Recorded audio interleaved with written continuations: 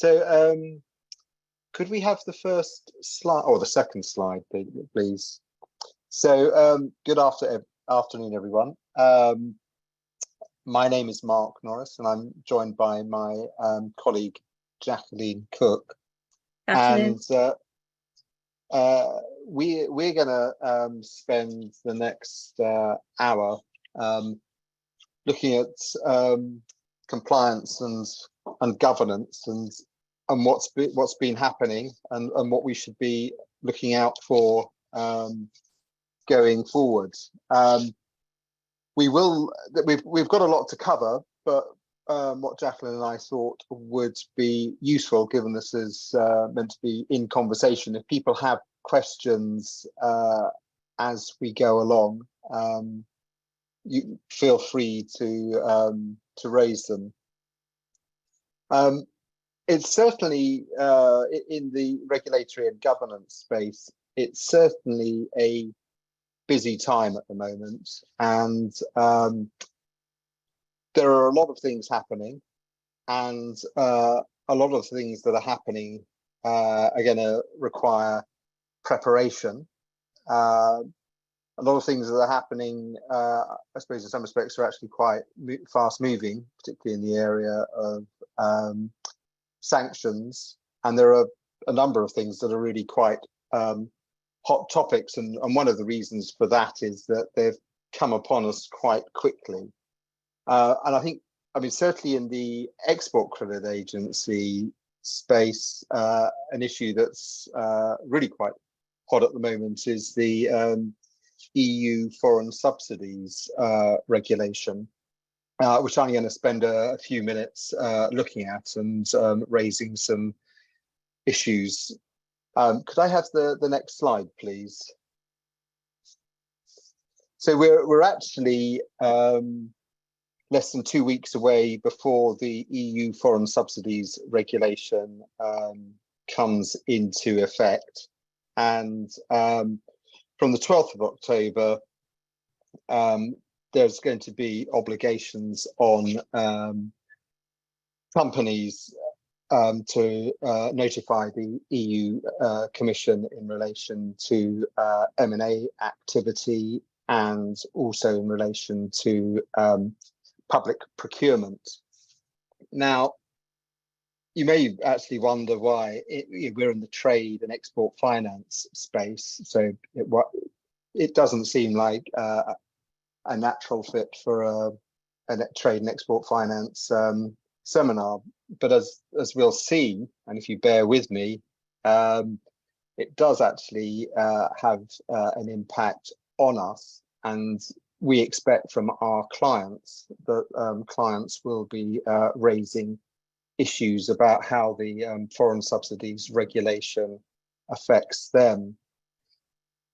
But a little bit by way of background, the EU has provisions in place to address subsidies that are granted by states within the EU. But one of the concerns that the EU and the European Commission has is that if you're outside of the EU, companies can have the benefit of foreign subsidies, and they wouldn't be caught by the EU's state aid rules. So what the European Commission is looking to do with this regulation is to try and level the playing field by looking at what the impact of foreign subsidies may have on competition in the UK, in the EU. So this is of direct. So for companies in the UK and anywhere outside of the UK, this is something that they are going to have to bear in mind. If I could have the next slide, please. So what the regulation does is it gives the European Commission, I think it's 3 main tools which come into play if there's an M&A transaction over a certain threshold, if there's a public procurement tender, again over a certain threshold. And there's actually what's termed an ex officio power. So the European Commission has the power to investigate in other market situations. So it may actually be an M&A transaction or a public procurement transaction, which is under those thresholds. And that ex officio investigative power gives the European Commission the power to investigate other situations where they believe that there may have been financial contributions from non-EU countries.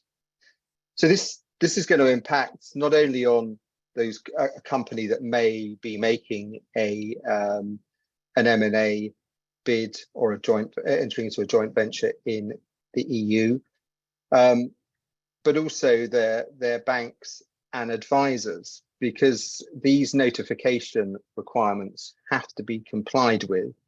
And what the European Commission wants to understand is what financial contributions has a company received. And what makes this challenging is that what's defined as a financial contribution is very widely drafted, and those financial contributions can be provided directly by a non-EU country or indirectly through a private entity if the actions of that private entity can be attributed to a third country. So the challenge that the corporates and the banks and ourselves are going to face going forward in relation to this new regulation is that companies are going to be under disclosure regulations, and we expect they will be seeking guidance from their bankers and their lawyers as to whether they've actually received financial contributions from non-EU from a non-EU country. And the challenge is, if you get this wrong, there is the risk of fines. So if I could have the next slide, please. And as the Article 5 of the financial of the regulation makes clear, and we've highlighted in red, that an export financing measure that is not in line with the OECD arrangement on officially supported export credits, not only is that likely to be a financial contribution, which would need to be disclosed, but also from the European Commission's perspective, that would be a financial contribution that's likely to distort the internal market. And what the European Commission is looking to do when they're examining financial contributions is to identify whether or not there's been a distortion in the internal market. So the challenge here is that corporates are going to know when they're making their disclosures as to whether or not they've received export finance. What the challenge is going to be is, was that export finance actually received in line with the OECD arrangement on export credits? And there we expect corporates to come back to their bankers and to come back to their law firms to say, we know we've received these export credits, but what we don't know is whether they were in line with the OECD arrangement. So one of the challenges here is that from October, this information is going to have to be provided.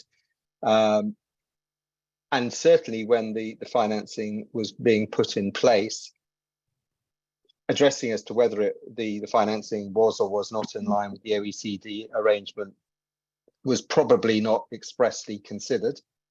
And going forward, the challenge is going to be to ensure that any ECA financing that a corporate receives, that they know whether it is either in line with the OECD arrangement or not. And certainly we know that OECD arrangement support for export credit agencies amounts to about a third of the total export volume. So while this regulation doesn't mean that ECA finance that's not in line with the OECD arrangement is prohibited, what it does mean is companies and their bankers and their lawyers are going to have to address whether or not any export credit agency finance is actually in line with the OECD arrangement. As I said at the start, this is something that I think has come up quite quickly because the regulation came in at the end of last year. But it's something that we expect there to be increasing focus, because this is something that companies and banks need to understand. So that was my first topic for today. Jacqueline, I don't know whether you had any comments on that, or whether you'd picked up anything in your discussions. Well, I think it's quite interesting to see that we're going to get, if you like, back to basics, to looking at the OECD arrangement and how we have to then analyse the type of financing that's coming out to do with export for the export industry.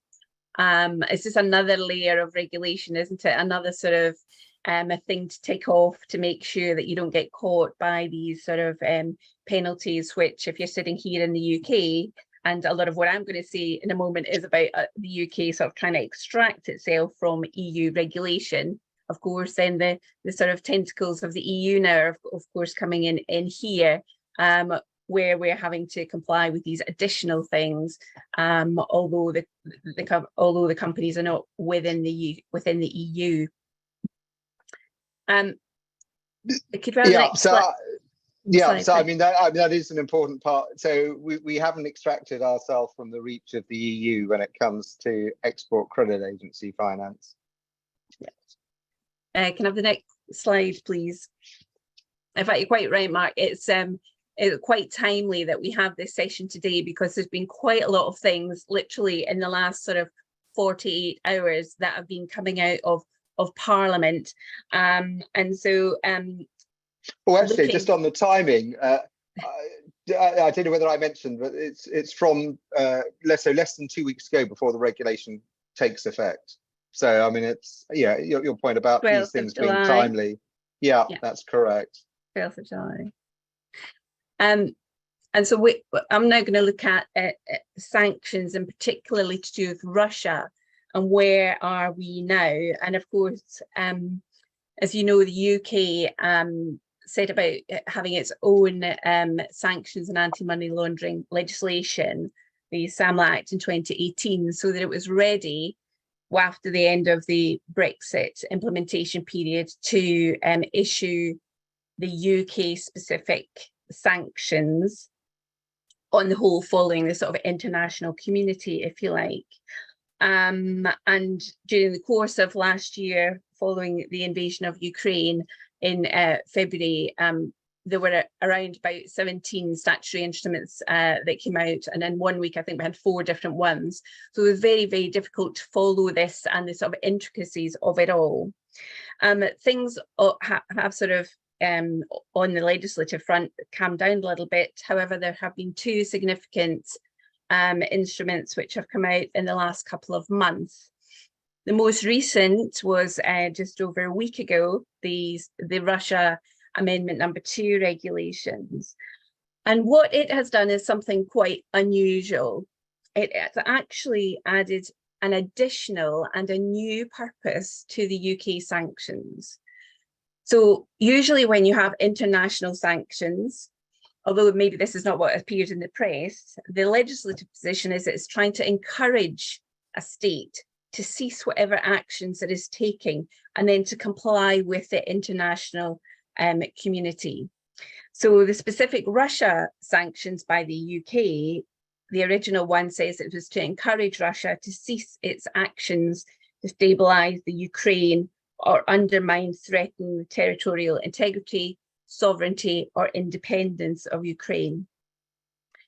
The new additional, so this is in addition to that purpose, is also to promote the payment of compensation by Russia for damage, loss, or injury suffered by Ukraine on or after the 24th of February as a result of Russia's invasion of Ukraine.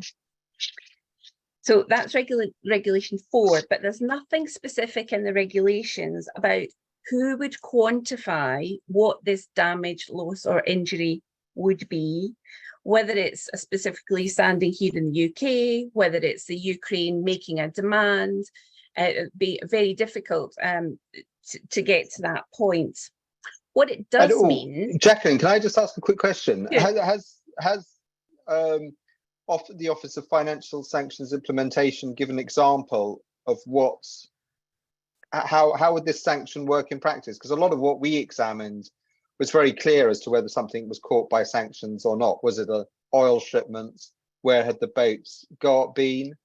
Well, I mean, the rules about what the sanctions are, what you can and can't do, I mean, they've been extended as well, and I'll come on to that in a second. But this one is about the reason, this is more sort of from the government and the reason why we've got the sanctions. And one reason is so that they could extend the time that the sanctions can actually be in place. So if, for example, the the military attacks or there was some sort of ceasefire, could that mean that the original purpose had been met and we'd have to lift the sanctions? The UK has actually said, no, we're not going to wait. We're not going to do that. We're going to wait until you have made some reparation, Russia, for what you've been doing in relation to Ukraine. And so that the government purpose has been to sort of extend the period for which those sanctions will then be in place. And is that just the UK or other countries? This is the UK at the moment. I think it's just the UK, but I'll be keeping an eye out and see if there's any other jurisdictions. I know that the UK, the EU have just put out a set of sanctions as well. I think it's the 10th or 11th set of sanctions, but it'd be quite interesting to see if anybody else is adopting some sort of similar approach. And of course, you hear in the market and from the press, companies are starting to look at the sort of possibility of reconstruction to do with Ukraine as well. So there's things that's definitely sort of moving and trying to look a bit forward, I would say. On that same statutory instrument, they expanded the definition of what is non-government controlled Ukraine to include Kherson, Luhansk, and Zaporizhia, and the same sort of rules about restrictive, non-export of restrictive goods, infrastructure-related goods, sanctions, etc. They will also apply there as well. I can have the next slide, please. Thank you. The statutory instrument that came in April deals with sort of extending the sort of import restrictions.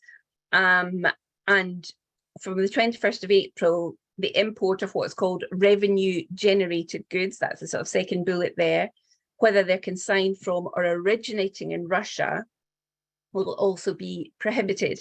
Now, there's a huge schedule, about 20 odd pages, of what are these types of goods, from a mixture of certain foods to chemicals, wood, tools, batteries, jets, all sorts of things, metals. When you can see this sort of looking at infrastructure, trade, possibly military hardware, that type of thing. And those are the type of things which we're trying to reduce the revenue that will then go back to Russia. From the 30th of September, import of iron and steel products, whether they've been processed in a third country having originated in Russia, that the import of that will also be restricted. Now, from the bank's point of view and lenders' point of view, the sort of financing of those, or the funds provided in connection, so loans, letters of credit, etc., for the import of those goods, for the iron and steel or the revenue generating goods, they are also prohibited. So that's extended to cover those types of activities. If, however, a person contravenes one of those prohibitions, there is a possible defence by saying that the person didn't know or didn't have had no reasonable cause to suspect that those provision of financial services or funds was actually prohibited.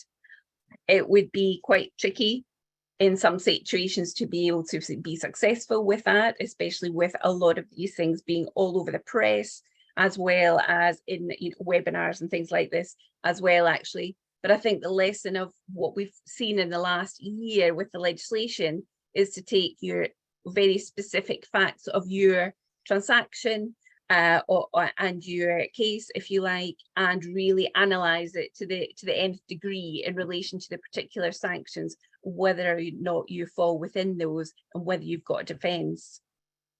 So Jacqueline, does this mean that Ofsted is, because last year the position changed for the imposition of financial penalties, that so previously one had a defence that you should have known, or you were known, or you should have known, or you were reckless in terms of breaching for the imposition of a financial penalty. So does this mean that they've, and I know at the time there was a lot of concern that the financial I don't think Ofsted hasn't changed its position. I think that the way that they've written the statutory instrument is they've put in the same sort of defence, but I think that the Ofsted position is still the same, that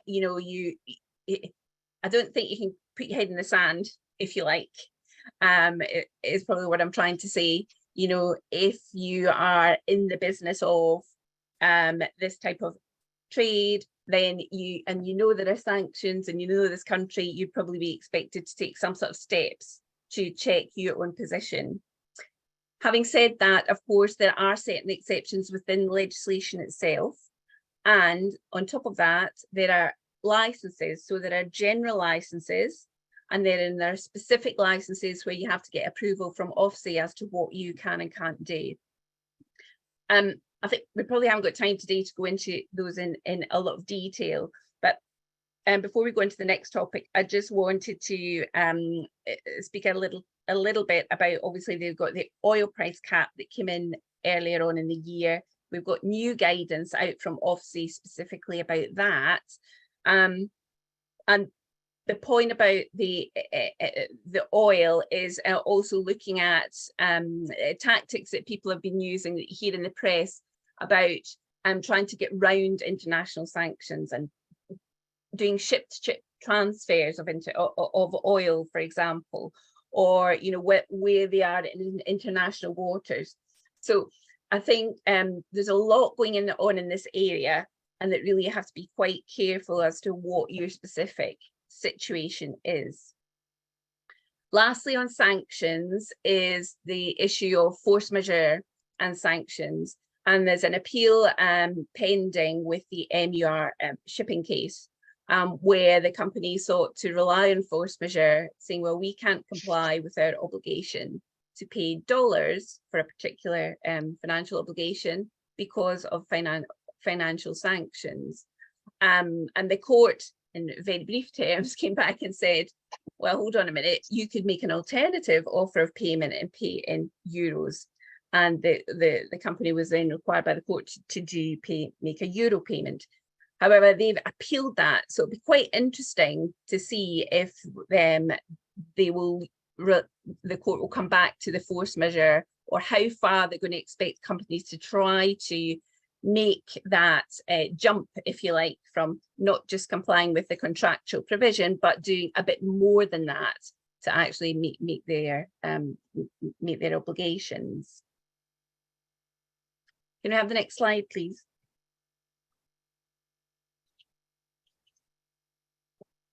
And now, really, two topics very, very quickly to see where we're at on regulatory capital.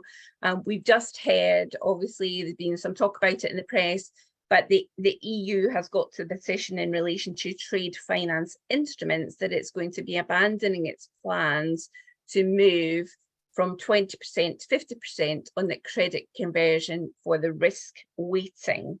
So here we're talking about, as I'm sure you're all very aware, performance bonds, standby letters of credit, and certain sort of bank guarantees. So on the EU side, it's going to stay at 20%. So this, of course, will encourage the economy, and the trade finance will not get that additional cost that everybody was expecting. This is for banks, obviously regulated within the EU. Now, the UK, we haven't quite got to that position yet. There was, of course, the PRA consultation paper. It came out at the end of last year, with the consultation ending at the end of March this year. And as Mark and many of you listening will know, there've been a lot of lobbying, and a lot of you have been involved with that through ITFA, and, for example, through the CBI, you know, trying to bring to the attention of the Treasury the fact that, you know, what was being proposed, again, a 50% factor, really sort of misrepresented what the risk profile is for trade finance and trade finance instruments. In fact, it's gone further than the BAL proposal of 40%. So it doesn't look like the report is out yet from the PRA, so that'll take a little bit of time, and then that obviously will go into what's going to be, you know, the new provisions through the PRA handbook, and the legislation coming through the Financial Services and Markets Bill. The EU proposals will go through as a new capital requirement number 3, and that's expected to come into force at the beginning of January 2025. Can I have the next slide, please, Laura? Thank you. On money laundering, again, 27th of June, it seemed to be a busy day on financial services. What was going on that day? I'm not quite sure. We now have a new position in relation to what are high-risk third countries in for the UK legislation. I've given you the new list, and 2 countries were removed from that. So Cambodia and Morocco were removed on the 27th of June. However, it's possible other ones could be added on. Now, the UK list consists of the sort of combined 2 lists that you get from the Financial Action Task Force, and the UK treats those all as countries where, not that you're completely not allowed to do transactions there, but that you have to really look at, make more inquiries, do more enhanced due diligence, if you like, if you are doing transactions in those particular jurisdictions. Now, it turns out that the FATF and the EU, they also added South Africa and Nigeria, but these actually have not, and that was a little while ago, but these have not actually come onto the UK list now. But obviously, if you're regulated to do with anti-money laundering, you would take some precautions, a little bit of caution if you're also doing transactions in those particular areas, and the extent of your inquiries within it. The Joint Money Laundering Steering Group has a consultation in relation to its guidance. It's sort of a 3-part guidance, so parts 1 and 2. And the UK ministers approved that again on the 27th of June. So those are now sort of approved and official guidance to assist with your due diligence to do with anti-money laundering. Now, specifically for trade finance, there is a whole section, section 15, which talks about trade finance and anti-money laundering. And it gives, there's an annex at the back, which gives lots of examples of types of red flags, if you like, that you need to be aware of. For example, if you significantly amend letters of credit without reasonable justification, or changes to the beneficiary or location of payments. And another one, for example, to do with crude, if you end up blending various types of crude originating in high-risk jurisdictions without certificates of origin, that could be a red flag. And this is where you start to get to the position where the sort of AML and the sanctions almost start to blend. So I think that the lesson from this partly is, what are the countries that you're talking about? So we've got the AML countries, and then we've got countries subject to sanctions by that particular jurisdiction, UK, for example, and they don't exactly overlap. So, for example, in our list here of anti-money laundering, we do not see Russia listed here. However, we do see substantial sanctions issued against against Russia to do with sanctions. On the trade finance side, we're talking about, of course, documentary letters of credit, guarantees, standby letters of credit, all that type of thing looked at as part of the Section 15 guidance in relation to anti-money laundering. Okay, Mark, have you got any comments on those, on this sort of sanctions, capital and anti-money laundering before we move to your topic? Well, no, I don't. I mean, I noticed that, well, I suppose one comment I had in terms of, you flagged also the lobbying in terms of for the recognition of credit insurance and unfunded credit protection. Oh yeah, sorry, I failed to mention that. It's quite a big issue, actually. Sorry. No, yeah, very much so. Because I mean, certainly that's something that we've been working with the British Exporters Association on. And I suppose my only question there was whether there was any update on that. I haven't seen anything myself. I know that the lobbying went, it is quite sort of detailed letters that went to Treasury about that, and particularly from the Insurance and Lloyd's Market Association as well, actually. And if anybody gets a chance to read them, very detailed and sort of comprehensive reasons why that should be looked at as a separate class for risk weighting and recognition as unfunded protection. But we'll be keeping an eye on a lot of these things as well, actually, with our colleagues in insurance. Okay, I think I'll pass to you now on the new, another new offence. Yeah, and very, can we have the next slide, please? Yeah, so and very much linked to the governance around money law, well, financial crime generally. In 2010, we saw the introduction of the failure to prevent bribery and corruption, and that was very much seen as a success in terms of legislation. I mean, I think in terms of the number of prosecutions for companies for failing to prevent bribery and corruption, I think there's just been 2, but certainly as a tool in the prosecutor's armory, and also I think just in terms of getting companies to focus on bribery and corruption, and then we saw failure to prevent an offence and failure to prevent the facilitation of tax evasion. Those have been very much seen as a success. And the Law Commission recently published a report on failure to prevent financial crime generally.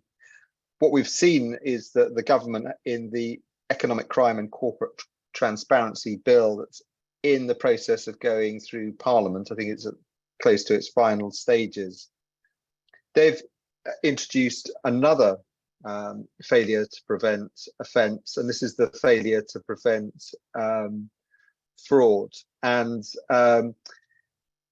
what it's seeking to do is address the fact that fraud, certainly in the UK, is I think it is now the largest type of offence. The legislation is looking to hold organisations accountable if they profit from a fraud committed by a person associated with the company.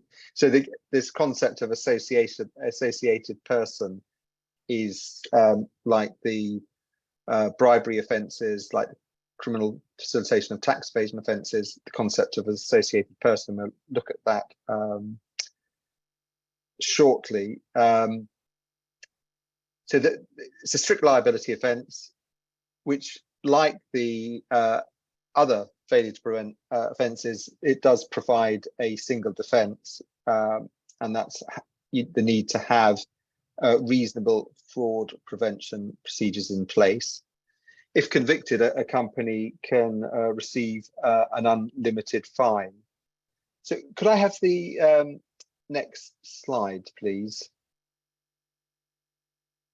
So this is the 198 offence, and it's, again, very similar to the Bribery Act wording. It's a really quite simple offence, and what it seeks to catch is if there's a person who's associated with the body, is term body, but that could be a company or a partnership.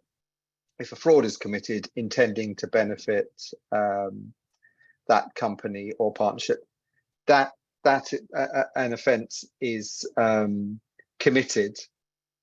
The legislation carves out a situation where the actual company itself is the victim of the fraud. So it's intended to capture fraud which benefits a company but may not be committed by, it's committed by a rogue employee. Could I have the next slide, please? So like the previous failure to prevent legislation, as I mentioned, it's a strict liability offence, but there is a defence, and that follows the Criminal Finances Act defence. So if the body can show that it had reasonable prevention procedures that were reasonable in all the circumstances, or they could actually choose to not have prevention procedures if it was reasonable in the circumstances. So there is a defence. What that means is that companies need to focus on not just having in place their anti-bribery policies and procedures, their procedures for the prevention of tax evasion, but now need to have policies and procedures in place to prevent fraud. What I would say, I don't think it should just be a in terms of how one addresses this, it shouldn't just be cut and paste your existing policies and procedures and change bribery to fraud, because I think in terms of if you're going to have robust policies and procedures in place, you need to have a risk-based approach. So in terms of companies looking at this new offence, they need to, in terms of and considering what policies and procedures they need to have, very much it's important to look at it from a risk perspective. And as I mentioned, it has this concept of associated person. So it's wider than just an employee, agent, or subsidiary. And later in the presentation, we're going to touch on modern slavery, because but just have an update on that. But there's a lot of talk about having extending the failure to prevent legislation to capture failure to prevent human rights abuses. But this is this legislation at the moment is just focused on failure to prevent fraud. I think it's HM Treasury will be providing guidance, and when the legislation is passed and when the guidance is published, then this offence will take effect. So it's something companies need to bear in mind. So it's really a sort of different tack, isn't it? Looking at sort of failure to do something. This is a sort of a different move in the legislation, isn't it? For it is very much so. And actually, one of the things that I think that is quite interesting about the whole ESG space. A lot of, I think, what's happening on the governance side, so in terms of governance by companies, I think increasingly we're seeing governments use a stick to get companies to improve their governance. And it certainly is a different tack because it puts the obligation on the company. And we would, like the Bribery Act and a lot of financings, lenders require the borrower to comply with the Bribery Act. We'd expect similar undertakings that companies comply with the failure to prevent legislation. So it certainly is a different tack. It is, and that's the economic crime corporate transparency bill that's coming out this year, not to be mixed up with one that came out last year, also with a very, very similar name, that brought in all the register of overseas entities to do with holding property in the UK as well. Yeah. Actually, I'm not sure which title applies to which, but this is not making it easy for everybody. No, certainly not. But certainly, this is the legislation that's going through Parliament at the moment. Lovely. Can we have the next slide, please? Oh, sorry. Yeah, I was going to say, over to you, Jacqueline. Thank you. Now, with everybody on this call working in financial services, it'll be no surprise to you that following the end of the implementation period to do with the UK's withdrawal from the EU, that year there was supposed to be a joint agreement between the UK and the EU on sort of cooperation to do with financial services. That didn't happen that year. However, it looks as if things are starting to improve, and the relationship is improving, and that as of a couple of days ago, the EU and the UK signed a memorandum of understanding on regulatory cooperation on financial services. So it has been some time coming, but I think what the UK has done, and you'll see that with the Financial Services and Markets Bill that is due to get royal assent today, in fact, that the UK is sort of taken a step back to say, well, rather than just sort of start from where we were at the end of the implementation period, let's take stock, and maybe we should actually do some reform as well, rather than take everything straight onto the statute book. So hopefully that will improve relations and give some better sort of position in relation to equivalence for the EU and for EU to UK relationships. How that's kind of being manifest, if you like, in legislation is that we've got two acts going through Parliament, both literally expecting royal assent any moment. The first being the retained EU law revocation and reform bill. And the things there, on the whole, a lot of the legislation which has been derived from the EU will come to an end at the end of this year, with a few exceptions. However, on what's more relevant for the work that you're involved in is the Financial Services and Markets Bill. Now, there's not going to be any specific date for reform or for revocation, because they want to do this as a topic by topic basis, which is much more sensible rather than everything falling off a cliff on a particular date. The idea is that the UK onshored EU legislation, so what we've already got, if you like, will then be brought in as primary legislation or as statutory instruments through underneath this Financial Services Markets Bill, and maybe almost exactly the same as they've had already, or maybe changed and reformed.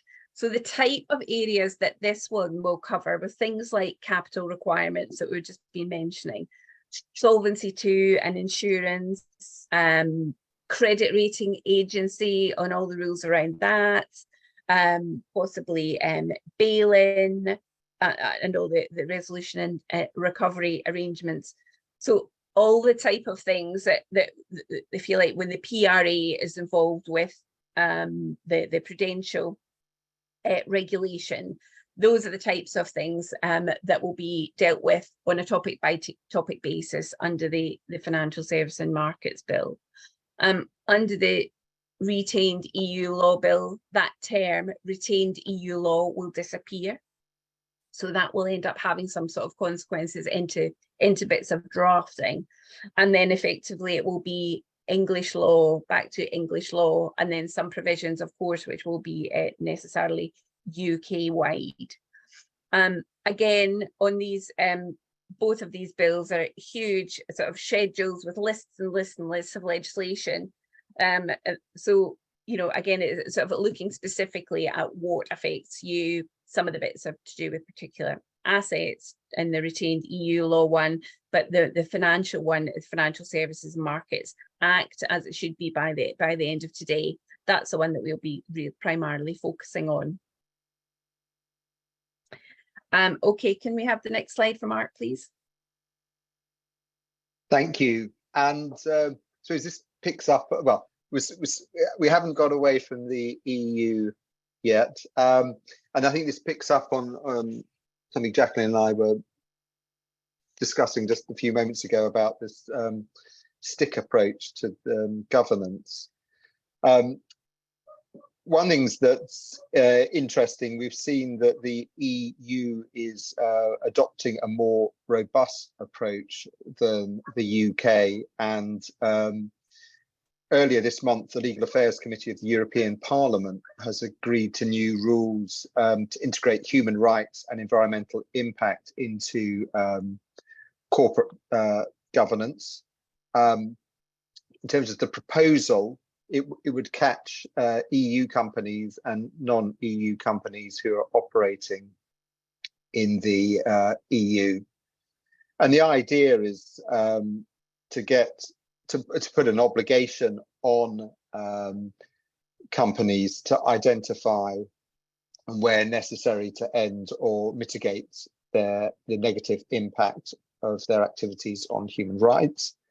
And the new rules would include the ability to fine non-compliant companies. And in terms of the proposed fines, it's quite significant at 5% of net worldwide turnover. So the EU certainly seems to be tightening up their approach. I mean, in the UK, we had the Modern Slavery Act that came in 2015. If I could have the next slide. That legislation, I think, was very much soft touch, and the idea was to get companies that met certain criteria. And actually, we've seen a lot of companies that don't meet this criteria actually provide a modern slavery statement. And the idea of the modern slavery statement was to set out what a company is doing to ensure that modern slavery doesn't take place within their supply chain. And if you actually look at the statements that are published, there's a broad spread. Some go into quite a lot of detail. Others have a very much light touch approach. The concern is, though, that firms are deprioritizing, and the Chartered Institute of Purchasing and Supply a short while ago actually published a report in terms of what companies are doing. Could I have the next slide,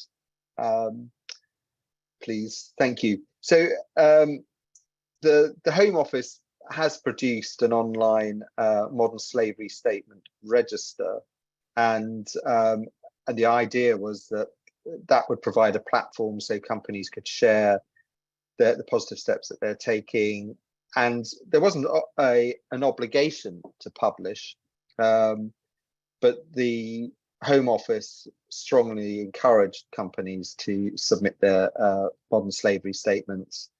But the the research from the Chartered Institute of Purchasing and Supply showed that only 30% of eligible companies return their statements, and of those, a quarter lacked basic information, and 23% failed to outline any measurable goals.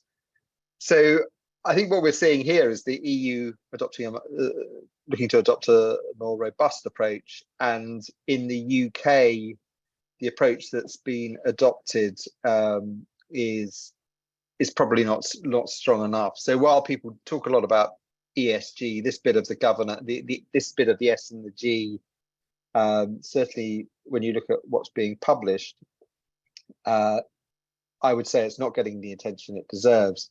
So I think what's going to come out of that, and a lot of people have been pressing for this, is that there will be a failure to prevent offence in relation to modern slavery or human rights abuses, or if it isn't an offence, if there'll be legislative changes making it easier for someone down the supply chain to sue someone higher up the supply chain. So I think what this shows is that, and SIPS described it as companies turning a blind eye. There is an issue here, and this is certainly an area of compliance where we would expect government to take a harder approach going forward. I think there had been sort of some proposals started, but may have dropped off a couple of parliaments ago because of other things going on, actually. So if they've got ticked off things like the financial services bill and the sort of Brexit thing starting to go, maybe they can start to get back to issues along these lines. Yeah. So I suppose the thing that's, I suppose, disappointing here is that with a lot of talk about ESG, but this is this falls within the S and the G, and it's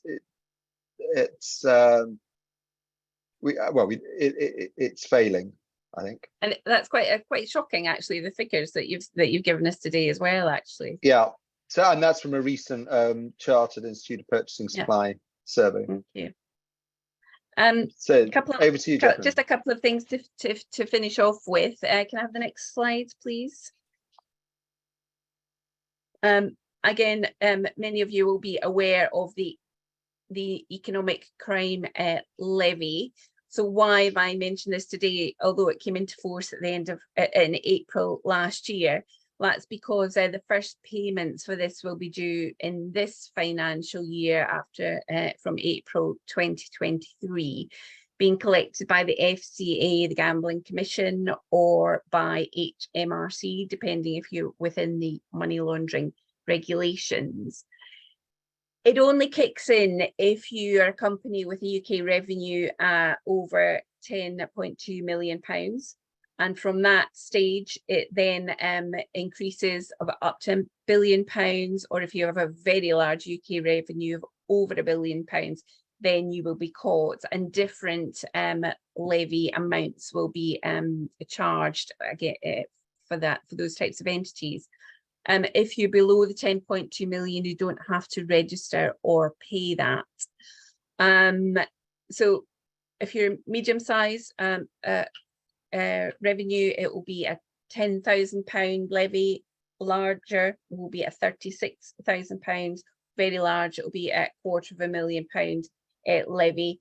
So, and the sort of political aspect of this is to basically have industry assist with the funding of fighting financial crime, and particularly anti-money laundering. And we do know that from various conferences and sessions that we've been at, both Mark and I, that Ofsted has increased its own staff. They are looking to do much more enforcement. You know, they are looking to the likes of banks, law firms, accountants, as another angle as to how to have sort of revenue increasing in putting penalties on people for non-compliance and for not having procedures and all that type of thing. So the levy is another element to the tools and the coffers that Ofsted will have to do that enforcement. Can we have the next slide, please? And I couldn't let today pass without, mention of the reform of LIBOR and the deadline that it comes tomorrow. This has taken up much of my life for the last few years. As all of you are very much aware, the deadline for USD LIBOR is tomorrow. However, synthetic LIBOR will be available until 30th September 2024 for any legacy contracts. But of course, everybody should really be transitioned away now from USD LIBOR. If they haven't done that already, then you would be expecting there should be some fallbacks within your facility agreements and finance documentation. Of course, it's recognised that trade finance in particular, export finance as well, really needs a term rate. And so for that, we're now in a position where we do have term SOFR, we've got CME Group and ICE benchmark term SOFR, and we've also got the SOFR compounded in arrears that can be used. So I'm not going to say any more than that. The next step, of course, is what's happening with Euribor and other IBORs that are now on the move to transition over to risk-free reference rates. Mark, have you got anything to add to that? I haven't, but I mean, say that I know that certainly in the export credit space, certainly for some, there are a few. It's been hard work, a lot of this transitioning. It certainly has, and sometimes I know that people's eyes glaze over when I mention it. But the fact is, it's got to be workable. Whatever we come out with in the document, it has got to be workable for not just the bank, but actually also for the borrower as well. Yeah, and actually, I think as we move forward, I think the debate's going to be much more around what are the fallbacks. Yeah, that's the debate now are moving much more towards, I suppose, the technical aspects. Yeah, and even with the fallbacks, I think you've got to be realistic.